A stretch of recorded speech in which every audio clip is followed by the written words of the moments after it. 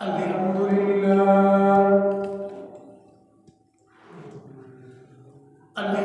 لله وحده والصلاة والسلام على من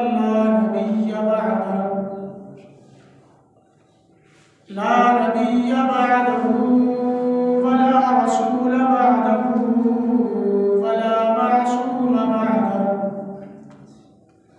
وهو خاتم النبيين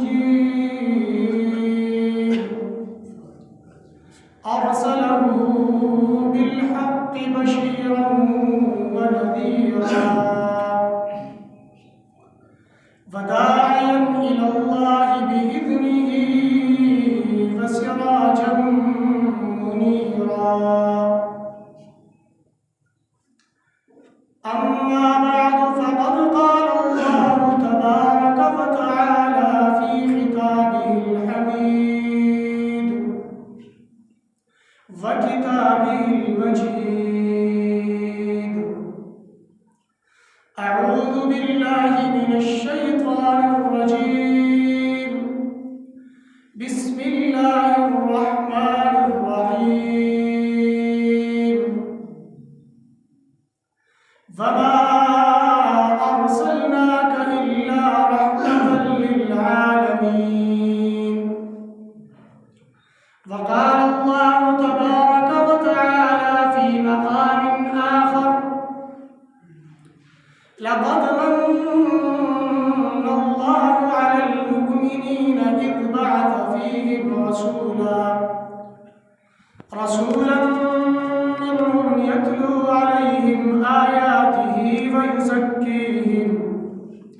ويزكيهم ويعلمهم الكتاب والحكمة وإن كانوا من قبل لفي ضلال مبين. وقال الله تبارك وتعالى في مقام آخر: وإنك لعلى خلق عظيم.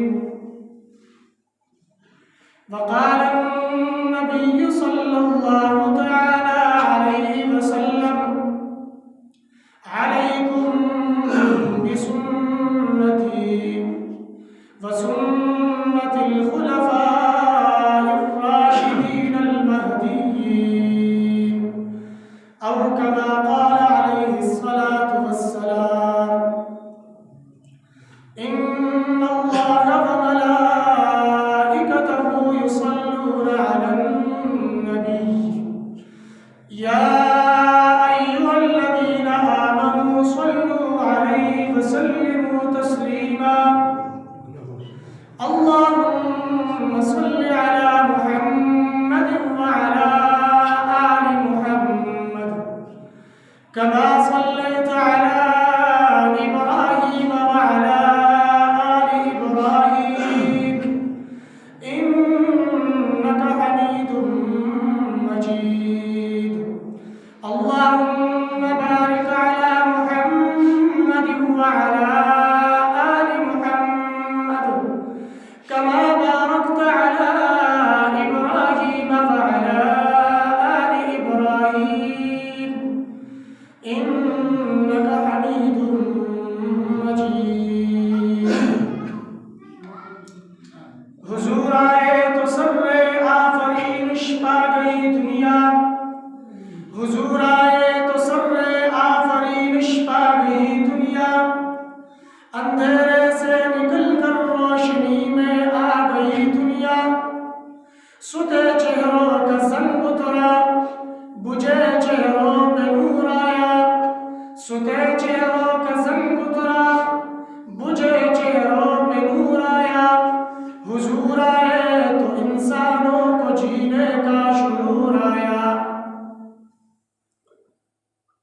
اللہ نے زینت بخشی ہے افلاک کو روشن تاروں سے.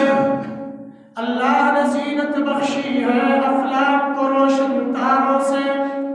اسلام نے عزت پائی ہے محبوب خدا کے یاروں سے. بوبکر و عمر ہے سم و نصر، عثمان و علی ہے قلب و جگر. ابو بکر و عمر ہے سمع بصر، عثمان و علی ہے قلب و جگر، حضرت کے ہے منظور نظر، ہو کیوں نہ محبت چاروں سے، اور ہوتے ہو خفا کیوں پوچھو تو ذرا اغیاروں سے، تعریف صحابہ ثابت ہے قرآن کے 30 پاروں سے، قرب موسیٰ اور ہے قرب محمد اور ہے، قرب موسیٰ اور ہے قرب محمد اور ہے، طور سینا اور ہے عرش معلا اور ہے، اس گل کو کیا مشابہت اس گل و لال رنگ سے، اس کی بہار اور ہے اس کی بہار اور ہے، اور جو تڑپاتی ہے دل میرا وہ الفت ہے محمد کی، جو تڑپاتی ہے دل میرا وہ الفت ہے محمد کی، جو ہے پیش نظر ہر دم عقیدت ہے محمد کی، گنہگاروں نہ گھبراؤ سیاکاروں نہ شرماؤ، گنہگاروں نہ گھبراؤ سیاکاروں نہ شرماؤ، سنو آواز کانوں میں جو آتی ہے محمد کی، گنہگاروں کو جب جنت کے دروازے پہ کڑے دربان روکیں گے، گنہگاروں کو جب جنت کے دروازے پہ کڑے دربان روکیں گے، حکم ہوگا کہ آنے دو یہ امت ہے محمد کی۔ میرے انتہائی واجب الاحترام معزز سامعین کرام، جیسا کہ آپ کے علم میں ہے اسلامی سال کا تیسرا مہینہ ماہ ربیع الاول شروع ہے، اور اس مہینے کے ساتھ حضور صلی اللہ علیہ وسلم کی ولادت اور حضور کی وفات کا تعلق ہے۔ بنا بر اختلاف علماء کرام کہ ربیع الاول کے کون سی تاریخ کو حضور کی ولادت ہوئی، ربیع الاول کی کون سی تاریخ کو حضور کی وفات ہوئی، تو اس مہینے کے ساتھ دو باتوں کا تعلق ہوا، پہلے حضور کی ولادت کا اور بعد میں حضور کی وصال کا، دنیا سے چلے جانے کا۔ ماہ ربیع الاول سردار انبیاء، امام الانبیاء، سردار دو جہاں محمد مصطفیٰ صلی اللہ علیہ وسلم کی ولادت کا بھی مہینہ ہے اور وفات کا بھی مہینہ ہے۔ اگرچہ تاریخ کی کتابوں میں حضور کی ولادت کے متعلق بھی مختلف روایات منقول ہیں، اور تاریخ کے کتب میں حضور کی وفات کے متعلق بھی مختلف روایات منقول ہیں، لیکن راجح قول ولادت کے متعلق وہ ہے 9 ربیع الاول، اور وفات کے متعلق راجح قول ہے 12 ربیع الاول، جس کو بعرفات بھی کہتے ہیں۔ لوگ کہتے ہیں نا بعرفات، یہ بعرفات نہیں ہے، 12 وفات ہے، کہ 12 تاریخ کو حضور کی دنیا سے رخصتی ہوئی، حضور کا وصال ہوا، حضور کا انتقال ہوا، اور حضور کی وصال اور انتقال کی بھی ایک عجیب و غریب کیفیت ہے۔ جیسا کہ روایات میں آتا ہے، پیغمبر صلی اللہ علیہ وسلم کا جب وصال ہوا، ابو بکر عمر فاروق رضی اللہ تعالیٰ عنہ اٹھ کھڑے ہوئے، تلوار ہاتھ میں لی، اور بڑا اعلان کیا کہ لوگوں، جس نے بھی کہا کہ حضور وفات ہو گئے، میں اس کی گردن کو اڑا دوں گا۔ وہ تو جلالی صحابی ہے، کی تلوار منافقین مشرکین یہود و نصارہ کے لیے برہنہ ہوا کرتی تھی، نیام سے نکلی ہوئی ہوا کرتی تھی۔ تو انہوں نے یہ اعلان کیا، چونکہ حضور ابوبکر صدیق رضی اللہ تعالیٰ عنہ کا در دور تھا۔ جب حضرت ابوبکر صدیق رضی اللہ تعالیٰ عنہ کو اس بات کی خبر ہوئی کہ حضور تو فوت ہوئے، دنیا سے انتقال فرما گئے، تشریف لے آئے، اور ابوبکر صدیق رضی اللہ تعالیٰ عنہ اور حضور کی نسبت اتحادی ہے۔ بہت سارے مواقع پر حضور اور ابوبکر کے ساتھ ایک ہی طرح کا واقعہ پیش آیا، تو یہ نسبت اتحادی ہے۔ آئے بڑے اچھے طریقے اور اچھے انداز سے حضور کے گھر تشریف لے گئے، چونکہ حضور صلی اللہ علیہ وسلم ابوبکر صدیق کے داماد ہیں، عائشہ رضی اللہ تعالیٰ عنہ ابوبکر صدیق کی بیٹی ہے۔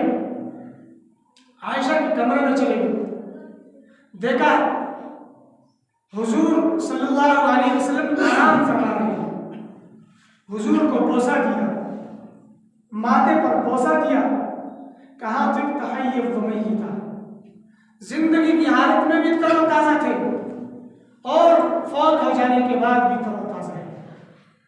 پھر صحابہ کرام میں چونکہ ایک عجیب اور غریب کیفیت تھی، صحابہ کرام چونکہ سارے کے سارے غمگین تھے، پریشان حالت میں تھے، ان کو کوئی تسلی دینے والا نہیں تھا۔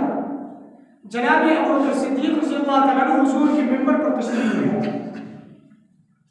حضور کی زندگی میں تقریباً 17 نمازیں جناب ابوبکر صدیق رضی اللہ تعالیٰ عنہ نے مسجد نبوی میں پڑھائی، ممبر پر تشریف لے آئے، ممبر پر قدم رکھا، کھڑے ہوئے، فرمایا حمد و ثنا کے بعد سب سے پہلے اللہ کی تعریف بیان کی، حضور صلی اللہ علیہ وسلم پر درود پڑھے، اس کے بعد فرمایا فإن محمدا قد مات من يعبد الله محمدا فإن محمدا قد مات ومن كان يعبد الله فإن الله حي لا يموت۔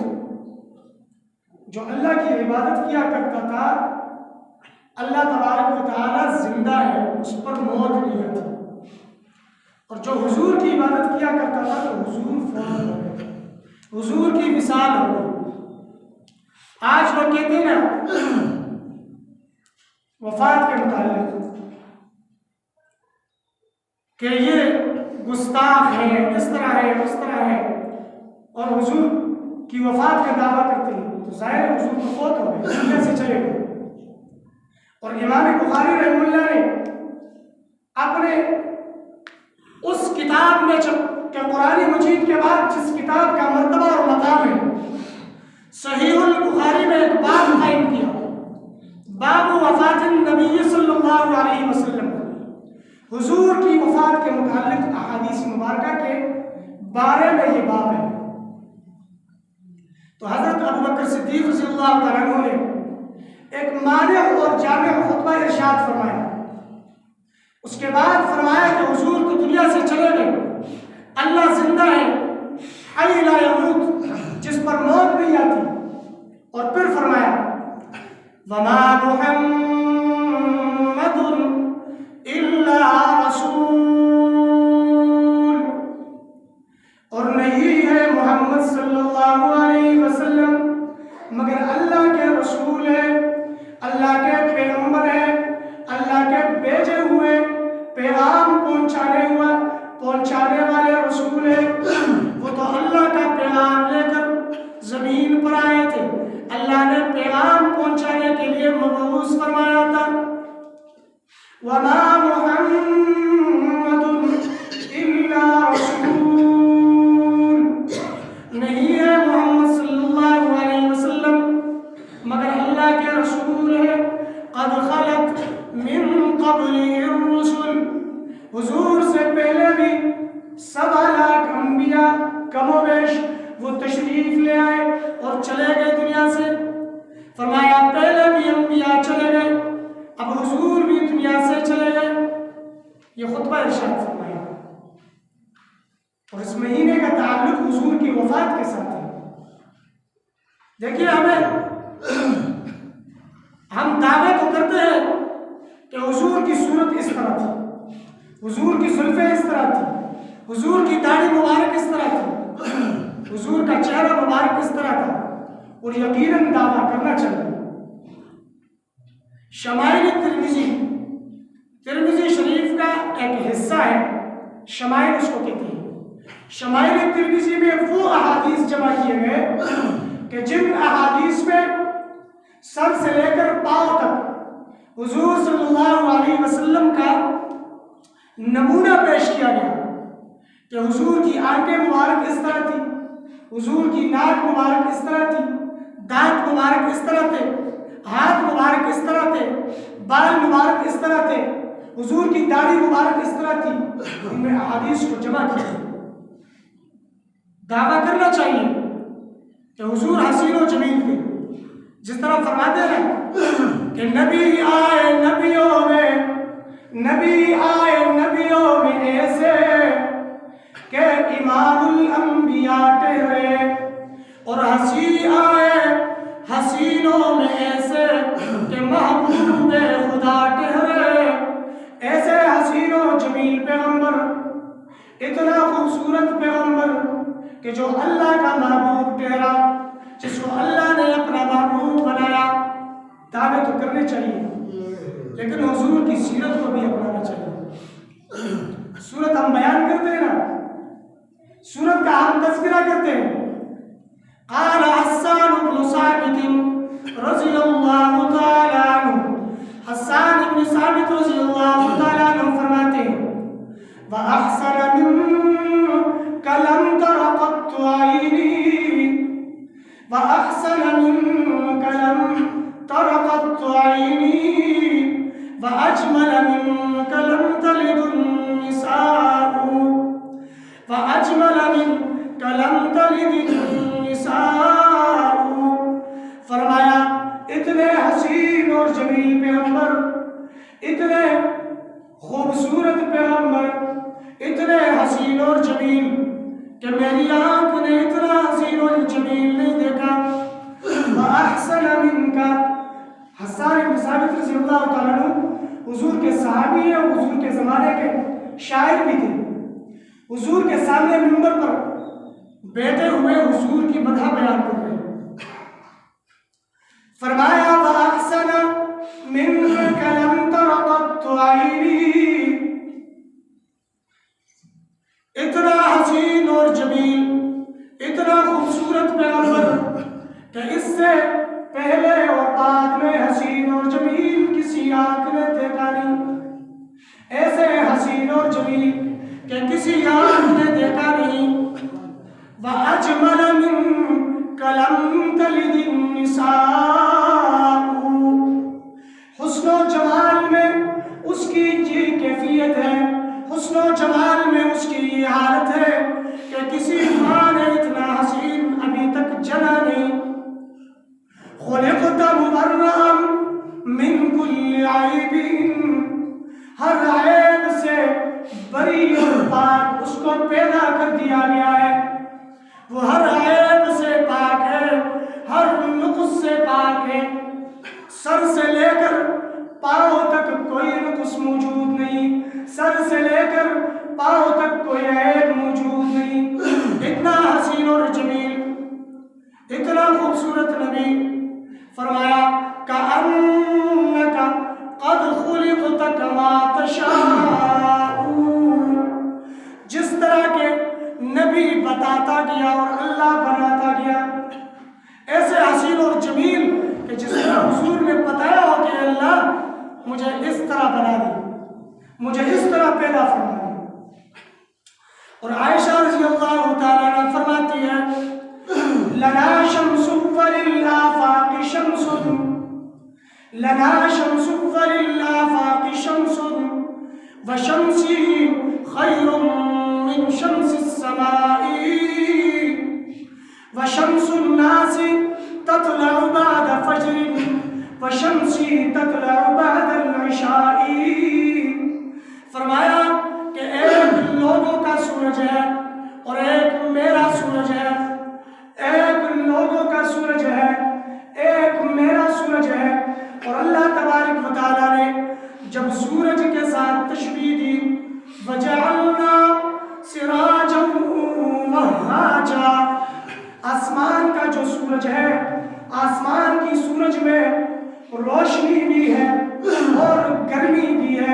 لیکن حضور کے متعلق فرمایا سراجم منیرا، یہ تو ایک منور سورج ہے، روشن سورج ہے کہ جس میں گرمی نہیں، جس سے لوگوں کو گرمی محسوس ہو، جس سے لوگوں کو تپش محسوس ہو۔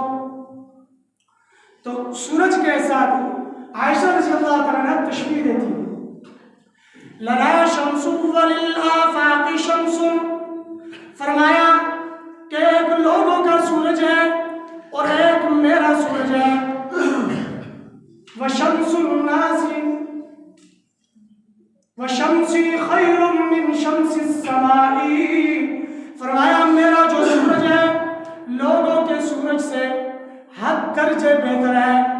میرا سورج، حضور کی تشبیہ دے رہی ہوں سورج کے ساتھ کہ میرا جو سورج ہے وہ لوگوں کے سورج سے 10 درجے بہتر ہے اور لوگوں کے سورج سے 10 درجے روشن ہے۔ فرمایا وَشَمْسُ النَّاسِ تَطْلَعُ بَعْدَ فَجْرٍ، لوگوں کا جو سورج ہے وہ تو فجر کے بعد طلوع ہوتا ہے، جب آسمان پہ روشنی پھیل جاتی ہے، جب زمین تک روشنی پہنچ جاتی ہے، جب تھوڑی تھوڑی روشنی ہو جاتی ہے تو لوگوں کا سورج اس کے بعد طلوع ہوتا ہے۔ اور فرمایا وَشَمْسِ تَطْلَعُ بَعْدَ الْعِشَاءِ، حضور صلی اللہ علیہ وسلم جو عائشہ فرماتی ہے میرا سورج ہے وہ تو عشاء کے بعد بھی طلوع رہتا ہے، عشاء کے بعد بھی وہ سورج طلوع رہتا ہے، وہ کبھی غروب نہیں ہوتا۔ اور ایک مرتبہ عائشہ رضی اللہ تعالیٰ عنہ سے ایک سوئی گر گئی، زمین پر گم ہو گئی، فرمایا سوئی گم ہو گئی، میں ڈھونڈنے لگی، ہاتھ ادھر ادھر پھیرنے لگی، اندھیرا تھا، رات کا وقت تھا، جب حضور تشریف لے آئے تو اتنی روشنی ہو گئی کہ مجھے میری سوئی مل گئی، حضور کے آنے سے اتنی روشنی۔ یقیناً حضور کے حسن و جمال کے تذکرے کرنے چاہیے، حضور کی صورت کے تذکرے کرنے چاہیے۔ اور کہتے ہیں حضور آئے تو سر آفرین چھپا گئی دنیا، اندھیرے سے نکل کر روشنی میں آ گئی دنیا، ستے چہروں کا زنگ اترا، بجھے چہروں پہ نور آیا، حضور آئے تو انسانوں کو جینے کا شعور آیا۔ تو حضور کے آنے سے انسانوں میں انقلاب پیدا ہوا، ایک انقلاب برپا ہوا۔ حضور کا حسن و جمال تو زیادہ ہے، حضور کی خوبصورتی تو زیادہ ہے، اور حضور کے سر سے لے کر پاؤں تک جسم کا ہر عضو وہ قابل احترام ہے، وہ قابل قدر ہے، لیکن سیرت بھی اپنانی ہے۔ سورت کے دعوے کرنے والوں حضور کی سیرت بھی اپنانی ہے، عشق رسول میں جان دینے والوں حضور کی سیرت بھی اپنانی ہے۔ ہر آدمی اپنے سر سے لے کر پاؤں تک دیکھ لے کہ میرے سر سے پاؤں تک حضور کی کون سی سنت میرے بدن سے مل چکی ہے، حضور کی کون سی سنت ہے جو میرے اس 5, 4 اور 6 فٹ بدن میں موجود نہیں ہے، حضور کی وہ کون سی سنت ہے جس کو میں نیچے زمین پر گرا رہا ہوں، دعوے تو عشق کے کر رہا ہوں، دعوے تو عشق و محبت کے ہیں، لیکن اپنے دعووں میں جھوٹا ہے، اپنے دعووں میں جھوٹا ہے۔ حضور کی شلوار مبارک وہ ٹخنوں سے اوپر ہوا کرتی تھی، اس نے اپنی شلوار کو پاؤں کے نیچے لٹکایا ہوا ہے اور کہتا ہے میں عاشق رسول ہوں، یہ جھوٹا ہے۔ اپنے چہرے پر حضور کی سنت نہیں سجائی اور یہ اپنے آپ کو عاشق رسول بنا رہا ہے، یہ جھوٹا ہے، یہ اپنے اس دعوے میں جھوٹ بول رہا ہے، اپنے اس دعوے کے خلاف چل رہا ہے، اپنے لباس کو حضور کے لباس کے خلاف بنا رہا ہے، غیروں کی لباسوں کو دیکھ کر، غیروں کے چہروں یہ اپنی زندگی میں غیروں کے طریقے لا رہا ہے اور دعوے حضور کی محبت کا کر رہا ہے، یہ جھوٹا ہے۔ اس کی غمی اور خوشی حضور کے طریقے پر نہیں، اس کی غمی اور خوشی غیروں کے طریقے پر ہے، حضور کی طریقے کے خلاف۔ یہ اپنے دعوے میں جھوٹا ہے۔ یہ اپنے جذبات کو طلبکار رہا ہے اور حضور کی صورت کا تذکرہ کر رہا ہے، لیکن کبھی حضور کی سیرت کا مطالعہ نہیں کیا۔ فرمایا وَإِنَّكَ لَعَلَىٰ خُلُقٍ عَظِيمٍ، اور یقیناً اے میرے محبوب صلی اللہ علیہ وسلم تو اخلاق کے اعلیٰ درجے پر ہے، اخلاق کے اعلیٰ مرتبے پر ہے۔ ایک مرتبہ ایک صحابی تشریف لائے، عائشہ رضی اللہ تعالیٰ عنہ سے پوچھا کہ حضور کے اخلاق ذرا بتائیے، حضور کی سیرت ذرا بتائیے، حضور کیا کیا کیا کرتے تھے، حضور لوگوں کے ساتھ معاملات میں کس طرح تھے۔ عائشہ رضی اللہ تعالیٰ عنہ نے فرمایا کیا تم قرآن نہیں پڑھتے، کیا قرآن کی تلاوت نہیں کرتے؟ ذرا قرآن کو کھولیے، قرآن کو اٹھائیے اور دیکھیے، قرآن میں چمکتا نظر آئے گا وَإِنَّكَ لَعَلَىٰ خُلُقٍ عَظِيمٍ، یقیناً آپ صلی اللہ علیہ وسلم اخلاق کے اعلیٰ مرتبے پر فائز ہیں، اعلیٰ درجے پر فائز ہیں۔ اور ایک مرتبہ 3 صحابی تشریف لائے امہات المؤمنین کے پاس۔ جب تشریف لائے پوچھا حضور کیا کیا اعمال کرتے ہیں، دن میں کون سے اعمال کرتے ہیں، رات میں کون سے اعمال کرتے ہیں، حضور کے اعمال کیا ہے، اس کی طریقہ کار کیا ہے، اس کی کیفیت اور حالت کیا ہے۔ جب امہات المؤمنین نے حضور کے اعمال کا تذکرہ کیا، حضور کے اعمال کے متعلق بتا دیا کہ حضور تو یہ اعمال کیا کرتے ہیں۔ ایک صحابی کہنے لگا کہ میں تو عمر بھر روزہ رکھوں گا، کبھی افطار نہیں کروں گا، عمر بھر میرا روزہ ہوگا، روزانہ روزہ ہی روزہ ہوگا۔ دوسرے صحابی بول اٹھے، کہنے لگا کہ میں رات کو نیند نہیں کروں گا، ساری رات عشاء سے لے کر صبح تک اللہ کی عبادت کرتا رہوں گا، میں اللہ کی بندگی ساری رات کرتا رہوں گا۔ تیسرے صحابی بول اٹھے، کہنے لگا کہ میں شادی نہیں کروں گا، میں نکاح نہیں کروں گا، بلکہ صرف اللہ کی عبادت میں مصروف رہوں گا۔ حضور صلی اللہ علیہ وسلم تشریف لائے، صحابہ کی باتیں سنی کہ ایک کہہ رہا ہے شادی نہیں کروں گا، صرف عبادت کرتا رہوں گا، دوسرا کہہ رہا ہے کہ عمر بھر روزے رکھوں گا، تیسرا کہہ رہا ہے کہ ساری رات عبادت کرتا رہوں گا، نیند نہیں کروں گا۔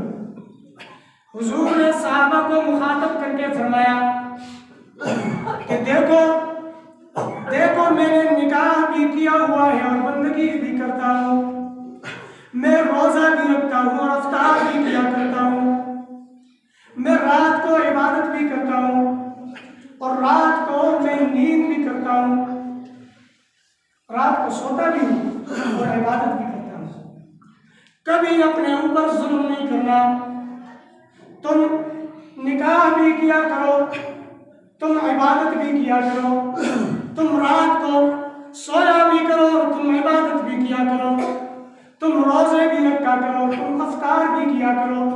پھر فرمایا وَلِنَفْسِكَ عَلَيْكَ حَقٌّ وَلِزَوْجِكَ عَلَيْكَ حَقٌّ وَلِزَوْرِكَ عَلَيْكَ حَقٌّ، تیرے نفس کا تیرے اوپر حق ہے، تیرے نفس کا تیرے اوپر حق ہے، تیری بیوی کا تیرے اوپر حق ہے، اور تیرے رشتہ داروں اور مہمانوں کا تیرے اوپر حق ہے۔ اپنے نفس کا حق کبھی بھی ضائع نہیں کرنا، اپنی بیوی کا اہل و عیال کا حق کبھی ضائع نہیں کرنا، اور اپنے رشتہ داروں اور مہمانوں کا حق کبھی ضائع نہیں کرنا۔ اور پھر فرمایا کہ جو روزہ رکھنا چاہتا ہے بہتر روزہ داؤد علیہ السلام کا ہے، ایک دن روزہ رکھ کے ایک دن افطار کرتا رہے. یہ حضور کی سیرت ہے. دیکھیے اپنی زندگی میں کہ کون سا آدمی کہاں تک غیروں کے طریقوں میں ڈوبا ہوا ہے، کون سے آدمی نے کہاں تک غیروں کے طریقے اپنائے ہوئے اور اپنے اوپر غیروں کے طریقوں کو نافذ کر دیا ہے. غیروں کا تو لاج رکھتے ہیں. فلاں آدمی خفا ہو جائے گا، ناراض ہو جائے گا. کہتے ہیں نا شادی کے موقع پر کسی کو منع کرو کہ جو غیر اسلامی اعمال ہیں ان سے بچو. کہتے ہیں گھر والے ناراض ہوتے ہیں. خزا خفکی لونا خفکی اللہ کے نبی کو تو ناراض کر رہا ہے، اللہ کو تو ناراض کر رہا ہے، لیکن اپنے اہل و عیال کر رہا ہے، لاج رکھتا ہے، اہل و عیال کو ناراض نہیں کرتا. یا مڑے کی عورتوں کو دا طریقہ نہ دا سے طریقے سے صدقہ خیرات دا سے ہوتا قبر دا سے جوڑتا مبا خوا زیر چی خلق بخان دی خلق کوئی پل ابنار قبر نشکتا پل ہون قبر نشکتا کم سے کرا گل دی قبر بخان. حضور صلی اللہ علیہ وسلم فرمائی، صحابی روایت کی، حضور صلی اللہ علیہ وسلم نے چی حضور من اکڑی تو قبر پخول حضور من اکڑی دی چی قبر بل پخولے کی دی پا قبر باندے با تعمیر لگی دی جنگلے با پہنی جوڑی دی چی قبر پوخ شو جنگلے پہ جوڑی شلا لپاس پہ خط کا ٹوڑی دی قبر لچنورن منور کھولے کی دی. استاذ ہونا تو پوچھ کو تو حضور پا زمانے کی سمٹ نو دا سمٹ کو نو قبر پخول نو کم پخول مراد دی. خوف او خطرہ پا دے گی دا تڑل چیمی کی نیشی چی داؤں نہ چاہیز ہوئی، دا قبر تڑلو ممکن چی نہ چاہیز ہوئی. چی تڑل نہ چاہیز دی نو پخول پا طریقہ اولا نہ چاہیز دی. بیا پا دے باقی چونہ لگول رنگو لگول ماربل لگول اور بیا پہ لویل میں القابات نکل نمونہ نکل دا پا طریقہ اولا نہ چاہیز دی.